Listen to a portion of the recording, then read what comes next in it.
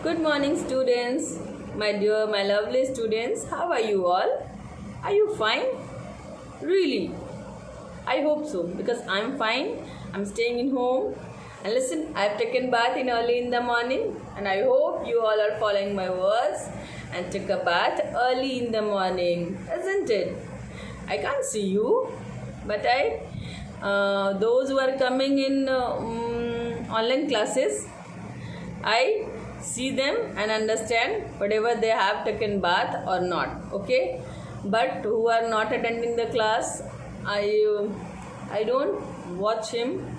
I can't watch them, but I hope that you are following my words, not bothering your family members, not irritating them, staying at home, staying fit as well. I hope you all will ever fit and will meet very soon after our vacation, है ना। चलो तो हम अपने पाठ पे आते हैं। हमारा पाठ क्या है? कौन सा पाठ पढ़ रहे हैं? हम पढ़ रहे हैं हाथी और चिड़िया, है ना। हाथी और चिड़िया। इसमें ये कहानी क्या है?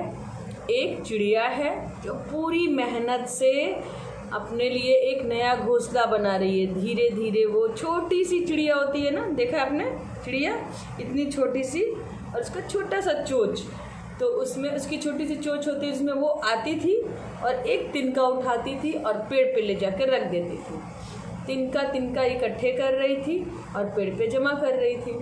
तभी वहाँ से एक मतवाला घमंडी हाथी गुजरा। उसने देखा कि चिड़िया तिनका उठा के रख रही है।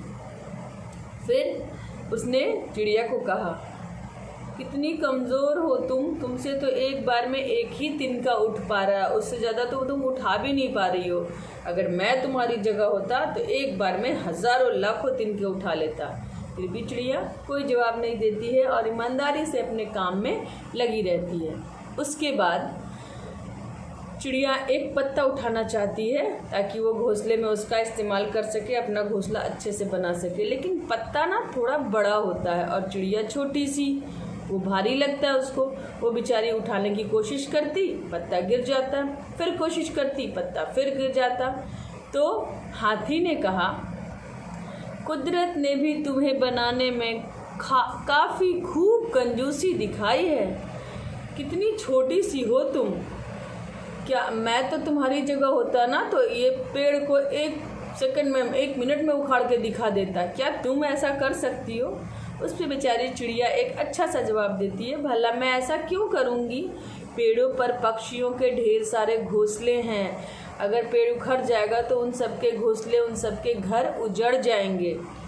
जैसे हमारा घर, हमारा मकान होता है, वैसे पक्षियों का घर क्या होता है? उनके घोंसले होते हैं, उसमें उनके अंडे होते हैं जिससे छोटे छोटे बच्चे निकलते हैं। वो उनको उड़ना सिखाती है, उनके लिए दाना लाती है।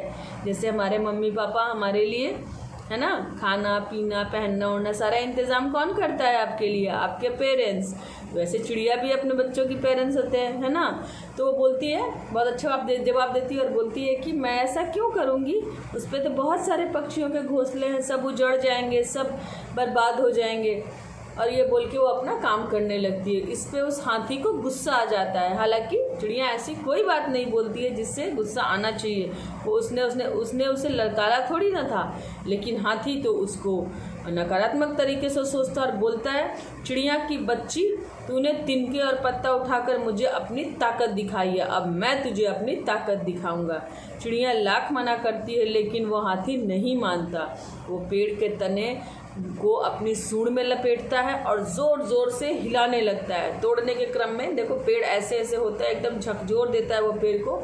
उसमें क्या होता है, जितने घोंसले होते हैं चिड़िया के, पक्षियों के, सारे घोंसले गिर जाते हैं, अंडे टूट जाते हैं और चारों तरफ पक्षियों के रोने की, कराने की, छटपटाने की चीख पुकार मच जाती है। अगर हमें हमारे कोई घर से निकालेगा, हमारे पेरेंट्स से अलग करेगा तो हमें बुरा नहीं लगेगा? हम भी रोएंगे ना, हम लड़ेंगे, बहुत रोएंगे। लेकिन पक्षी बेचारी बहुत छोटी थी, उनमें इतनी ताकत नहीं थी कि वो उस मतवाले हाथी से लड़ सकें। सब गिर जाते हैं, सब बर्बाद हो जाता है, तबाह हो जाता है। चिड़िया बेचारी डर के मारी अपनी आँखें बंद कर लेती है। लेकिन वहीं कहीं दूर पे ना एक आदमी रहता है जिसने अपनी आंखें बंद नहीं की थी और वो अब सारा तमाशा देख रहा था। पहले तो वो इस हाथी की ताकत को देख के हैरान होता है कि बाप रे कितना बलवान हाथी है, इसने पेड़ उखाड़ लिया। और हाथी इतने में ही नहीं मानता, वो उखाड़ने के बाद उस पेड़ को अपनी पीठ पे टिका लेता है और उसके बाद सब तरफ घूमते चलता है। वो आदमी आश्चर्यचकित तो होता है, लेकिन फिर वो सोचता है कि अच्छा इसे बहुत बलशाली है, इसे किसी काम पे लगाया जाए, और ये सोच के वो खुश होता है। ठीक है, फिर हाथी को आदमी वश में करता है और उस जंगल में और भी हाथी रहते हैं जिन सबको वो इंसान वश में करता है और उन सबको सामान ढोने के काम पे लगा देता है। इस तरह हाथी को अपने किए की सज़ा मिल जाती है। तो आपने क्या सीखा? और सारे हाथी जो होते हैं उन सबको उन पे गुस्सा आता है, क्योंकि सिर्फ उसकी गलती की वजह से उन सबको सज़ा मिलती है। ऐसे वो लोग आज़ाद फ्री होके एकदम मतवाले की तरह घूमते चलते थे, कोई रोक टोक नहीं था। किसी भी जानवर को, किसी भी पंछी को आप मतलब किसी उसमें बांधना चाहेंगे, जैसे आप बहुत लोग तोता पालते हैं, उसको पिंजरे में रखते हैं, तो आपको क्या लगता है तोता बहुत खुश होगा? नो, तोता पक्षी जो भी हैं उनको बाहर आसमान में स्वतंत्र रूप से उड़ना पसंद होता है। वैसे ही हाथी को भी कोई रोक टोक नहीं थी, लेकिन उसने तो अति कर दी। अति मतलब ये तो पाप ही कर दिया। सारे मासूम पंछियों के घोंसले उजाड़ दिए, घर उजाड़ दिए, उनके अंडे टूट गए, बच्चे मर गए, तो ये तो पाप हुआ। तो उसकी वो लोग रोने कराहने लगे, उसकी सज़ा मिली उसे।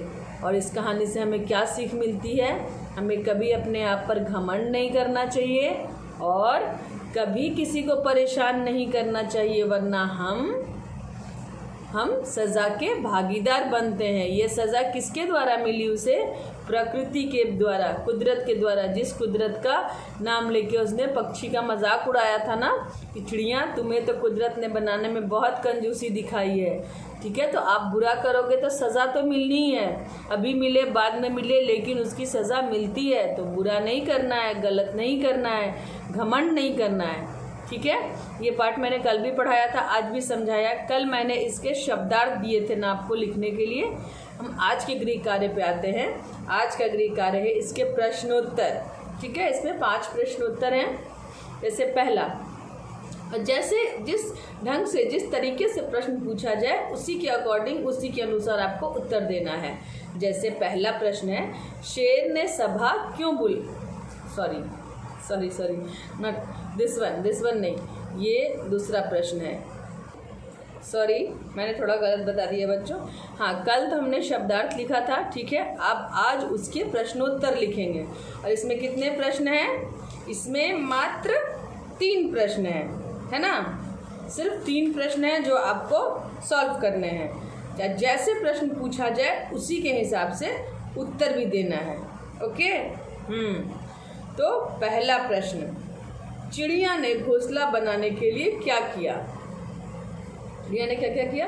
तिनके उठाए, पत्ते उठा रही थी, पर पत्ता उससे उठ नहीं पा रहा था। तो इसमें हम जैसे प्रश्न पूछा, चिड़िया ने घोंसला बनाने के लिए क्या किया, उसका उत्तर देंगे। चिड़िया ने घोंसला बनाने के लिए तिनके इकट्ठे किए। तिनका नहीं लिखेंगे, क्यों? क्योंकि एक तिनका से तो घोंसला नहीं बनता और वो बार बार मेहनत कर रही थी। तो तिनके, चिड़िया ने घोंसला बनाने के लिए तिनके इकट्ठे किए। दूसरा प्रश्न, चिड़िया पत्ता क्यों नहीं उठा पा रही थी? पत्ता थोड़ा बड़ा था, इसलिए चिड़िया उसे नहीं उठा पा रही थी। जो बार बार उठाने की कोशिश कर रही थी, गिर जा रहा था, और इसकी वजह से हाथी ने उसका मजाक बनाया था, याद है ना? हाँ, तो चिड़िया पत्ता नहीं उठा पा रही थी क्योंकि पत्ता बड़ा था। तो इसको लिखेंगे, पत्ता थोड़ा बड़ा था इसलिए चिड़िया उसे नहीं उठा पा रही थी। तीसरा प्रश्न है, हाथी की ताकत देखकर आदमी ने क्या किया? क्या किया था? उससे, उस हाथी से और सारे हाथियों से उसने काम करवाना शुरू किया ना। कौन सा काम? सामान ढोने का। तो इसका उत्तर होगा, जैसे प्रश्न है, हाथी की ताकत को देखकर आदमी ने क्या किया? इसका उत्तर हम देंगे, हाथी की ताकत को देखकर आदमी ने उसे वश में किया और सामान ढोने के काम पर लगा दिया। ठीक है, ये आपका आज का गृह कार्य है, इसको आपको पूरा करना है। ओके, ठीक है, पूरा करना है और मुझे भेज देना है। Will meet again tomorrow. Till then, stay at home, stay fit, stay healthy. Stay with you. All family members, be always happy. Till then, bye bye. Take care.